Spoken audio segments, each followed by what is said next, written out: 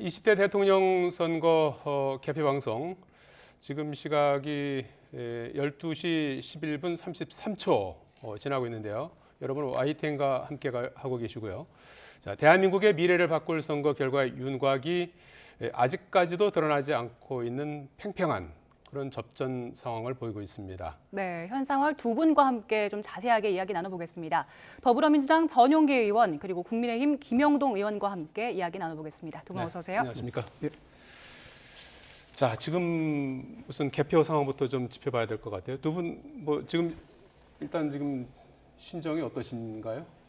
끝날 때까지 끝난 게 아니다라는 심정입니다. 예. 왜냐하면 지금 개표가 진행되고 있지만 굉장히 엎치락 뒤치락 할 것으로 예상이 되고 있지 않습니까? 왜냐하면 지금 굉장히 표 차이가 났다가 안 났다가 그다음에는 어떻게는 한번 바뀔 수도 있는 그런 모습을 우리가 출구조사를 통해서 확인했기 때문에 끝까지 긴장을 놓지 않아야 될 것이다. 그렇게 보고 있습니다.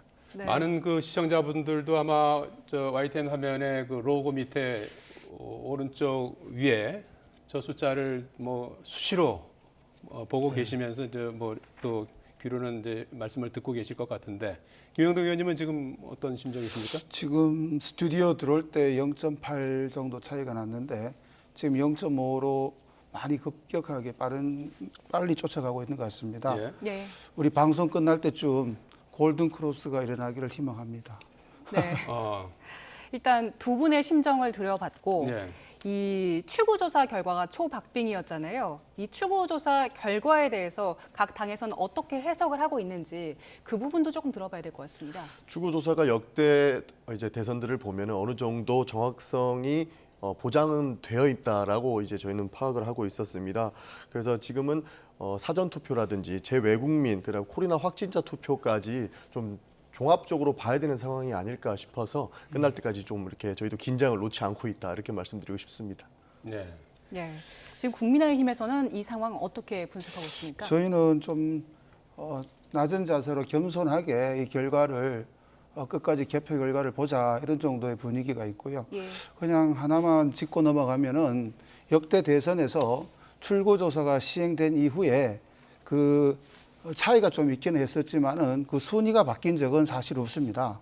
그래서 우리가 어떤 좀 큰 표차를 기대했지만 그런 상황은 아닌 것 같다라는 정도로 우리가 참고하고 개표 과정을 끝까지 지켜보겠다. 막 그런 정도의 생각을 하고 있습니다. 그 이번에 그런데 이제 역대 선거와 좀 달리 사전 투표는 출구 조사를 법적으로 할 수 없도록 되어 있잖아요. 맞습니다. 사전 예. 투표율이 굉장히 높았고 예. 그다음에 또 코로나 때문에 이제 확진자 투표자들이 이제 예. 사전 투표에서도 있었고 또 오늘 어제 본 투표에서도 이제 상당수가 또 있었기 때문에 그런 부분들이 이렇게 또 역대 선거에서 또 출구조사에서 이렇게 또 붙었던 적이 없었던 것 맞습니다. 같아요. 그러니까 그런 부분들이 하나의 변수가 될 것 같은 생각도 들고. 뭐 충분히 그럴 수 예. 있는데 그럼에도 불구하고 네. 여론조사 전문기관의 어떤 신뢰도라 그럴까요? 그동안의 어떤 노하우가 축적된 부분이 비록 사전 투표가 37% 거의 본 투표 비교했을 때 전체 한 5할을 차지하긴 하지만 이런 부분도 감안해서 아마 발표한 게 아닌가 싶고 예. 지금 개표율이 한 40% 육박하지 않습니까? 네. 그 추이를 봤을 때 아마 제가 알기로 사전 투표함이 상당수 먼저 이제 개표되고 있는 걸로 알고 있는데 네. 저희가 봤을 때 사전 투표에서도 많은 국민들이 또 우리 윤석열 후보를 지지한 거 아닌가 그래서 좀 긍정적으로 바라보고 있습니다. 그런 네. 변수들을 이제 이른바 이제 보정했기 때문에 출구조사대로 이제 나올 걸로 이렇게 이제 전망을 하시는 것 같고 전 의원님은 어떻게 보십니까? 양측 지지자가 총 결집을 한 상황이기 때문에 예. 어떻게 예단할 수가 없는 상황이다라는 말씀을 먼저 드리고 싶습니다. 예. 사실 사전 투표가 보정이 어느 정도 이루어졌다고는 하지만 사전 투표에 대한 그 출구조사라고 해야 되나요? 이런 부분들이 명확하게 나온 게 없었기 때문에 지금 이 부분들을 예단하기는 더욱더 어려워지지 않았나 이런 생각을 가지고 있습니다. 추가적으로 재외국민 투표라든지 코로나 확진자 투표자들이 어떠한 생각을 가지고 있는지 그리고 어떠한 분석이 나오는 건지를 조금 더 지켜본 다음에 이것을 좀 말씀드려야 되지 않을까 이렇게 조심스럽게 말씀드리고 싶습니다. 예. 예. 상황이 워낙 초박빙으로 달리다 보니까 두 분 모두 굉장히 조심스럽게 전망을 하고 계시는 것 같습니다. 현재 개표 상황이 44.1%거든요. 지금까지의 상황을 봤을 때 양 당이 특별히 기대를 걸고 있는 지역들이 있는지 그 부분도 좀 짚어볼까요? 저희는 처음부터 사실 통합을 이야기했기 때문에 어느 지역에서 우리가 어떤 유권자들한테 많은 표를 얻을 것이다라고 예단하지는 않았습니다. 저희는 어떻게든 지역 구도를 좀 타파해야 된다라는 입장을 지속적으로 고수했는데 아직까지 그런 부분이 좀 부족하지 않았나라는 입장을 낼 수밖에 없는 것 같습니다. 그래서 많은 국민들께서 이미 선택은 해주셨지만 결국에는 통합의 정치의 길로 가야 된다. 저는 이런 말씀드리고 싶습니다. 예. 그 국민의힘에서는 어떻게 보고 계시나요? 이게 지금 이제 3월 3일부터 이제 이른바 이제 깜깜이 선거라고 해서 이제 여론조사를 실시는 했지만 공표할 수 없는 그런 상황에서 있었는데 그 사이에 우리가 이제 알려졌던 여론조사 물론 이제 이재명 후보가 앞서는 여론조사도 분명히 있습니다만은 전반적인 여론조사에서 이제 윤 후보가 근소하게 앞서는 물론 이제 박빙 선거였습니다만 이렇게까지 이제 조금 더 붙은 그런 이제 결과로 나타난 것 같은데 어떤 요인들이 작용했다고 보십니까? 분석이 있지만 먼저 말씀드릴 것은 우리가 내부 기관도 있고 외부의 또 전문가들한테 의뢰했을 때 박빙으로 나올 가능성이 있다라는 의견을 주신 분도 꽤 많았었습니다. 그래서 우리가 뭐 두 자릿수 무조건 이긴다 이런 식의 어떤 입장은 아니었고 매우 조심스럽게 선거운동에 끝까지 최선을 다했다는 말씀을 드리고요. 그 다음에 어떻게 이런 어떤 요인이 작용했느냐 이런 말씀을 주셨는데 제일 큰 변수는 아무래도 사전 선거와 관련돼서 특히 이 단일화와 관련된 이슈가 저희는 뭐 그게 표가 무조건 된다라고 생각은 안 했지만 생각보다는 반작용이 좀 있었던 거 아닌가 뭐 그런 분석은 지금 하고 있는 것 같습니다. 네. 그리고 앞서 전 의원께서는 통합의 정치를 강조하셨는데 양 후보가 모두 통합을 강조하면서 유세를 펼쳐왔습니다. 그런데 또 그 선거 유세 막판까지 네거티브 공세도 이어지기도 했잖아요. 그런 상황에서 어떤 후보가 되든지 일단 통합의 정치를 이뤄내는 게 중요할 텐데 어떤 방식으로 이뤄내실지 그 부분도 좀 궁금합니다. 그러니까 이 정도로 지지자들이 결집을 했고 지지층들이 확고하게 나온 이상 한 정당에서 승리를 한다고 하더라도 뭐 이렇게 통합의 정치를 말하지 않을 수는 없는 상황까지 온 것 같습니다. 그래서 저희는 정치 개혁을 이야기했던 것이고요. 그 보수와 진보, 그 다음에 좌우를 넘어서 저희는 이념적 통합까지도 저희는 고민을 하고 있고 이것이 바로 정치 개혁을 통해서 다당제로 향하는 그런 방식이 추구돼야 된다. 저렇게 말씀드리고 싶습니다. 예. 그 이재명 후보 선거 당일 어제 수천 수백 표로 갈릴 초박빙이 예상된다. 그래서 마지막까지 애써달라 이런 메시지를 내지 않았습니까? 그 당 내부에서는 그 투표 당일 어제 초박빙 선거를 좀 예견했던 것 같아요. 예, 초박빙이라고 저희는 얘기를 했습니다. 왜냐하면 깜깜이 선거 이전에 윤석열 후보는 어느 정도 하락세를 보이고 있었고 이재명 후보는 지속적으로 상승세를 보이고 있었습니다. 그리고 깜깜이 선거 직전에도 40대 40의 여론조사도 나와 있었거든요. 그런 측면을 봤을 때 양측 지지자들이 총 결집을 할 것이라고 봤고 그렇기 때문에 결국에는 이렇게 초박빙의 상황이 연출될 것 같아서 저희 지지자들께도 한 표를 한 표만이라도 더 부탁을 드리는 그런 심정으로 투표에 임했습니다. 네, 앞서 김 의원께서 또 단일화를 언급하셨는데 단일화가 지금의 현재 상황의 결과만 놓고 봤을 때는 어느 정도 뭐 그렇게 파급력이 있었느냐라는 의문을 가지시는 분들도 많을 것 같습니다. 이 부분에 대해서는 효과가 어느 정도나 있었던 걸로 보십니까? 저는 뭐 투표 결과가 또 한번 말해지면 그 결과를 놓고 또 분석하는 때가 올 겁니다. 근데 더 중요한 건 뭐냐면 우리 후보가 안철수 후보하고 야권 통합하고요. 최근에 또 민생당도 같이 하겠다고 했습니다. 어떤 분열의 정치가 아니고 모든 것을 아우를 수 있는 그 포용력, 넓은 가슴으로 정치하겠다라는 것의 어떤 발호가 아니었나. 그것이 시기적으로 선거 기간에, 운동 기간에 미리 땡겨진 것이지 어떤 그거를 전략적으로, 정략적으로 무조건 표에 플러스 되기 때문에 야권 통합했다라는 식으로 공학적으로 분석할 문제는 아니었다라고 보입니다. 예. 그리고 뭐 출구조사 내용을 놓고 보면은 연령대별로 투표 성향이 많이 엇갈렸던 것 같아요. 20, 30대는 뭐 뭉뚱그려서 보면은 뭐 비슷하게 이렇게 나눈 것 같고요. 그리고 4, 50대에서 이제 이재명 후보가 앞서고, 그리고 이제 60대 이상에서 윤 후보가 앞선 그런 출구조사가 나왔는데, 이런 부분은 어떻게 평가하십니까? 예전처럼 단순하게 이제 세대를 놓고 보수냐 진보냐 이렇게 나누던 시대는 이미 지나갔다고 보고 있습니다. 이제는 그 국민들께서 정치의 효율성에 대해서 굉장히 이제 깊게 보고 있다고 저는 보고 있는데요. 그렇기 때문에 정치인들이 어떤 비전을 제시하고 자신에게 얼마나 도움이 되는 정책을 펼칠 것인가, 여기에 저는 주안점을 두고 있다고 보고 있습니다.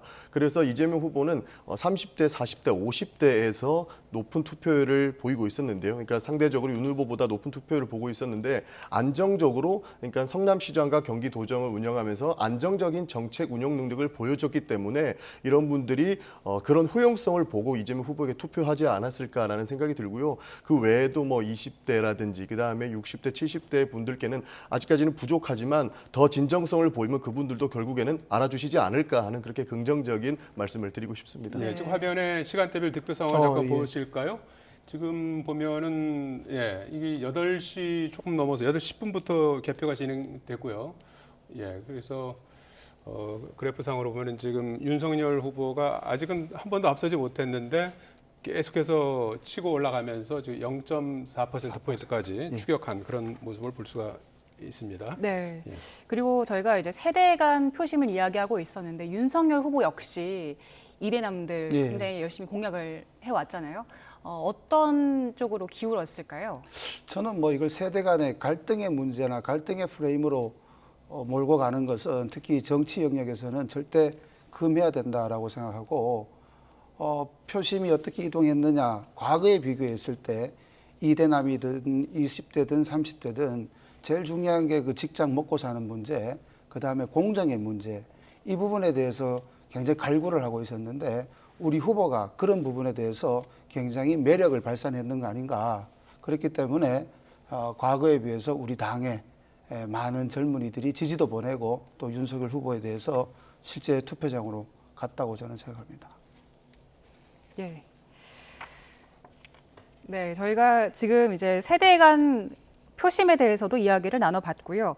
아까 통합과 관련된 이야기를 나누고 있었는데, 이제 당선인이 결정이 되면 인수위가 가장 먼저 구성이 되지 않습니까? 그렇게 되면 양 후보 모두 통합을 굉장히 강조해 왔기 때문에 인수위 구성을 어떻게 할 것이냐, 이 부분에 대해서도 관심을 많이 가지실 것 같아요. 일단 국민의힘 쪽에서는 통합 인수위 구성 과정에 대해서 어떤 계획 가지고 있는지. 전혀 그 생각을 안 해봤고 제 영역도 아닙니다. 지금 내일 새벽까지 개표 결과가 어떻게 되는지, 그리고 개표 결과를 보고 우리 국민들이 실제로 어떤 부분을 아쉬워하고 어떤 요구가 있었는지 면밀한 분석이 먼저 필요한 게 아닌가, 그게 선제돼야 되지 않겠습니까? 서울 득표상만 놓고 보면은 그래프가 지금 뭐 엎치락뒤치락하는 모습을 보이고 있습니다. 서울은 역전. 뭐 골든 크로스, 데드 크로스가 이제 왔다 갔다 하는 그런 상황인 것 같아요. 네, 이번에 전국을 좀 보죠.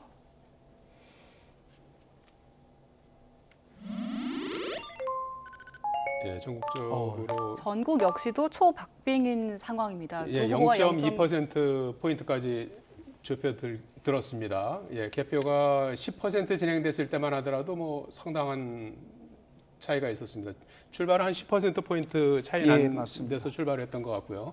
그렇게 해서 이제 순위는 계속 이재명 후보가 1위를 유지하고 있고, 윤석열 후보가 이제 쫓아가는 그런 모양을 취했습니다. 그래서 10%, 20%, 30%, 40% 진행되면서 쭉 치고 올라가면서 현재 0.2% 포인트까지 좁혀든 상황이고, 이제 여기서 어떤 크로스가 일어날 것인지, 어떤 또 변화가 있을 것인지, 그건 조금 더 좀 지켜봐야 될 것 같고요. 이번에 그 선거에서 대표적으로 두 양강 후보가 내세웠던 것이, 이제 이재명 후보는 이제 인물 경쟁력을 내세웠고요. 그리고 윤석열 후보는 뭐 정권 교체, 사실 뭐 정권 교체 여론이 윤석열 후보의 어떤 지지율보다도 훨씬 상회하지 않았습니까? 그래서 이제 그 두 가지의 어떤 큰 흐름 속에서 선거가 치러졌는데 지금 현재로서는 뭐 어느 쪽이 지금 우위에 섰다 이렇게 판단하기가 어려운 상황인 것 같아요. 그렇습니다. 지금 출구조사 결과가 초박빙인 상황이기 때문에 예. 어디가 우위에 섰다라고 말씀드리기는 좀 어려울 것 같습니다. 예. 그러나 저희가 깜깜이 시절 아까 말씀드렸던 것처럼 이재명 후보 지속적으로 상승세를 보이고 있었던 부분에서는 그래도 성남시장과 경기도정에서 훌륭한 역할을 했던 그런 유능한 행정가를 뽑는데 국민들이 조금 더 호응을 해주셨지 않나 저는 그렇게 보고 있습니다. 예. 네, 지금 화면으로 보시는 게 이제 19대 대선과 이번 대선에서 민심이 어떻게 변화했나 그 부분을 보여주고 있는데요. 문재인 후보 같은 경우에는 서울에서 25곳에서 이겼는데 이번에는 이재명 후보가 16곳에서 그리고 윤석열 후보가 9곳에서 우위를 보이고 있는 것으로 나타난 상황입니다. 예. 자, 김영동 의원님. 예. 그리고 이번에 그 출구조사를 놓고 보면은 이재명 후보는 호남에서 네. 민주당의 텃밭인 호남에서 네. 상당히 우위를 보였고 윤석열 후보는 영남권에서 우위를 보이지 않았습니까? 이 부분은 어떻게 해석해야 될까요? 좀 아쉬운 부분이 많이 남죠. 예. 좀 전에 우리 존경하는 전영기 의원께서 말씀하셨지만은 이 지역 간의 어떤 예. 아우르는 정치, 지역을 기초로 하기보다는 지역 갈등이 유발되기보다는 어떤 통합하고 아우르는 정치, 이번 어떤 20대 대선에서 한번 그 전기를 마련했으면 좋았었는데 지금 드러나는 결과로는 저희가 호남에 기대했던 표보다는 훨씬 좀 적은 결과가 지금 나오고 있어서 조금 더 노력해야겠다. 아니, 많이 노력해야겠다. 앞으로도 더 지역 갈등 해소나 균형 발전 이 부분에 대해서 우리 당이나 새로운 정권을 맡게 되더라도 굉장히 역점을 두고 앞으로 추진해야겠다라는 그런 반성을 또 하게 됩니다. 예.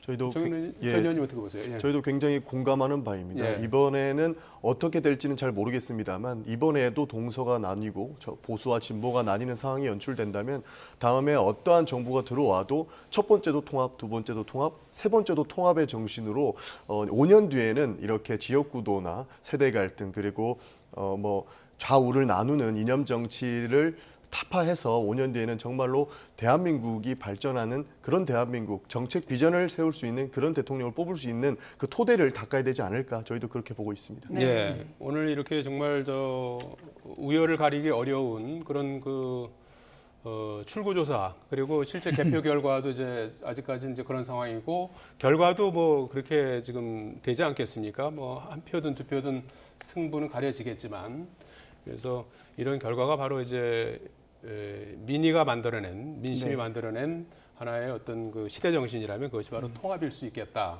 이런 생각도 좀 해보게 되는 대목 같아요. 예. 네. 이 현재 예. 네, 개표가 50% 가깝게 진행이 된 상황입니다.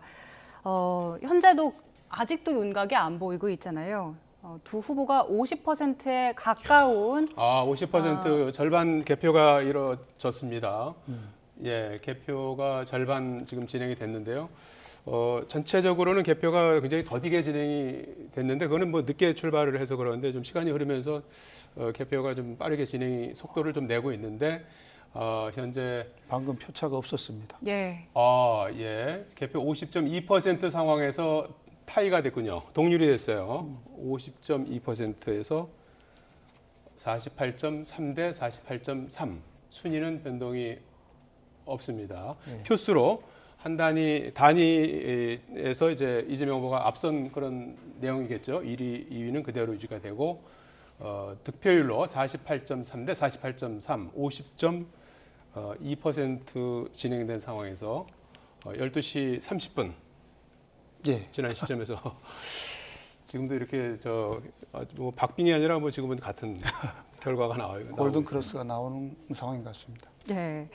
자, 이렇게 되면은 최종 득표율에도 관심을 많이 가지실 것 같은데 최종 득표율이 국정 운영 동력에도 굉장히 영향을 주게 되잖아요. 추후 정국에 어떤 작용을 할까요? 저희는 처음부터 말씀드린 것이 통합이었기 때문에요. 예. 이 지지율이 얼마가 나오더라도 예. 저희 민주당과 이재명 정부에서는 그런 걱정을 하지 않는다라는 말씀을 드렸고요. 저희가 김동연 전 부총리죠. 김동연 후보와 통합을 했을 때도 결국에는 정치 개혁을 통한 통합 정부의 구성이었습니다. 그러니까 보수든 진보든, 그러니까 박정희 전 대통령의 정책이든 김대중 전 대통령의 정책이든 저희는 하나의 국민들께 실용적인 정책이라면 뭐든지 수용할 수 있는 그런 의사가 있다라고 밝힌 바 있었고요. 네. 예. 그리고 유승민 전 후보의 그런 정책에도 받아들일 용의가 있으니까 저희는 통합 정부를 구성하는 데는 큰 무리가 없을 것이다, 이런 말씀을 드리고 싶습니다. 네, 최종 득표율과 관련해서 일단 전 의원께서는 통합정부 강조하셨고요. 계를 거의 같이 하는데요. 우리를 지지하지 않았던, 다시 말해서 박빙으로 끝날 수도 있고 한 측이 예상보다 좀 많이 득표를 할 수도 있지만은 네, 바뀌었군요. 1, 2가. 예, 아이고 네. 가장 중요한 네. 네. 부분은 결국 우리와 다른 목소리를 내는 국민들의 의견을 먼저 존중하는 그런 정치가 필요하다고 봅니다. 예, 12시 32분 지나고 있고요. 50.9% 개표 진행된 시점에서 윤석열 후보가 득표율은 동률입니다. 48.3 대 48.3인데 아마 표수에서 조금 앞서갔고 네, 1위로 처음으로 8시 10분부터 지금 개표가 진행이 됐는데 처음으로 1위에 올라선 모습을 볼 수가 있습니다. 네, 현재 정말 뭐 두 후보가 지금 집에서 개표 상황을 지켜보고 있지 않습니까? 뭐 그렇습니다. 손에 땀 정도가 아니겠는데요. 뭐 굉장히 긴장된 그런 어떤 상황일까요? 어떤 지금 양측 진영 모두가 지금 손에 땀을 네. 쥐고 있는 그런 상황일 것 저도 손에 같습니다. 땀이 예. 지금 국민의힘에서는 어떤 심정으로 가고 있을까요? 뭐 민주당도 갔겠지만은 여의도 본청 의원회관 그다음에 각 상황실에 전부 의원들이나 당요들이 지금 대기하고 개표 결과를 아주 긴장하고 지켜보고 있습니다. 예.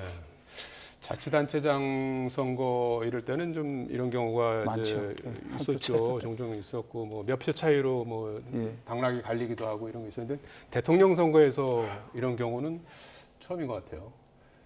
예. 지금 뭐 어떻게 결론이 날지 모르는 그런 상황인 것 예, 같아요. 그렇습니다. 그래서 누구도 이제 승부를 장담하기 어려운 상황인데 지금 뭐 두 분이 통합 말씀을 하셨으니까 이제 만약에 이제 당선이 된다면 그 통합과 관련해서 어떤 모습이 어떻게 달라지는 건지 간단히 좀 구체적으로 설명해 줄 수 있을까요?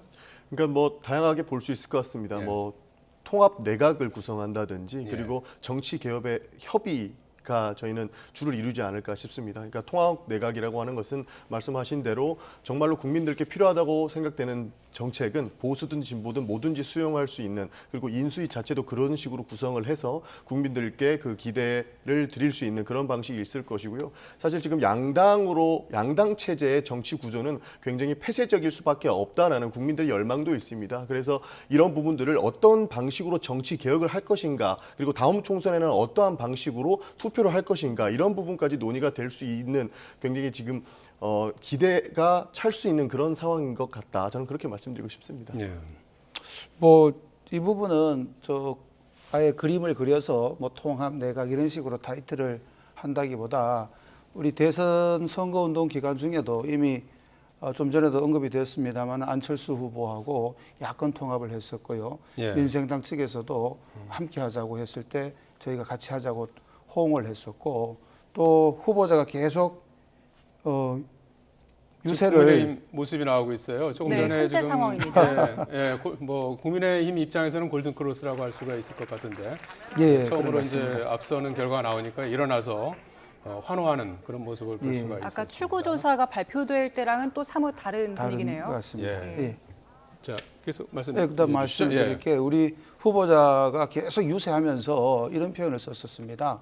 민주당에도 좋은 분들이 있다. 아주 단순하게 얘기해서 정치적인 어떤 비전이나 국민의 먹고 사는 문제에 대해서 정말 다양한 의견이 있는데 그런 좋은 분들하고 선의의 경쟁하겠다, 함께 하겠다. 이건 어떻게 보면은 조직적으로 물리적으로 같이 하겠다 이런 것보다는 정책적으로 대안이 주어진다면 우리가 충분히 같이 할 수 있다라는 취지로 저희는 이해를 하고 있습니다. 예. 뭐 그런 것이 어떤 통합의 물리적인 부분도 있지만은 정책적으로 함께하는 것도 대한민국을 국민들을 잘 살게 하는 편하게 하는 그런 통합의 정치가 아니겠습니까? 예, 예. 자, 두 분 오늘 말씀 감사드리고요. 예, 지금까지 국민의힘 김영동 의원, 더불어민주당 전용기 의원도 말씀 들어봤습니다. 고맙습니다. 예, 감사합니다.